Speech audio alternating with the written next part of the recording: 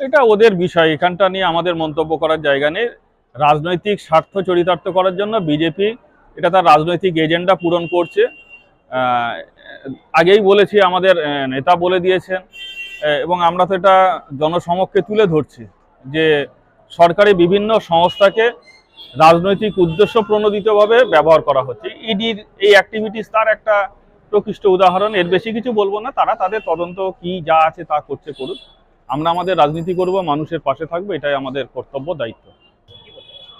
দেখুন, সব কিছু মেনে নেওয়া যায়, যখন মানুষকে অপমান করে, সাধারণ মানুষকে, তখন সেটা মেনে নেওয়া যায় না। আর আপনাকে তথ্য দিয়ে বলি, 2রা আগস্ট এই কর্মসূচি শুরু হয়েছিল। 28শে আগস্টের মধ্যে সারা বাংলায় 1 কোটিরও বেশি মানুষ এই ক্যাম্পে, আমাদের পাড়া আমাদের সমাধান ক্যাম্পে পার্টিসিপেট করেছে। এই 1 কোটি মানুষ বিভিন্ন ক্যাম্পে উপস্থিত থেকে স্বতঃস্ফূর্তভাবে তারা প্রস্তাব দিয়েছে এলাকার উন্নয়নের জন্য।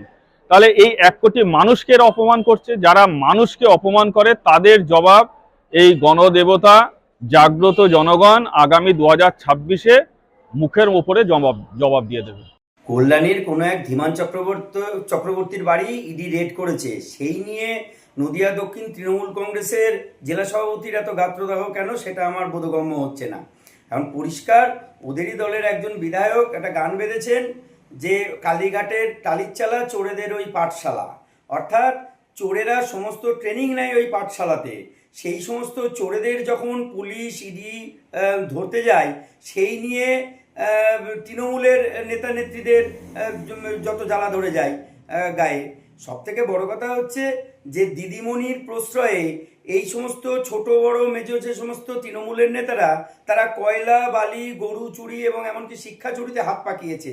সেই সমস্ত হাত পাকানোর দলে এই ধীমান চক্রবর্তী আছে কি না, এবং তার এত টাকা কোথা থেকে উৎস, সেই সমস্ত নিয়ে আজকে যখন ইডি রেড করছে, প্রতিক্রিয়া কে দিচ্ছে? তৃণমূলের কোনো এক জেলা সভাপতি কি বলছে যে কেন্দ্রীয় সরকার নাকি ইডিকে দিয়ে তাদের চোরেদের ধরপাকড় চালাচ্ছে।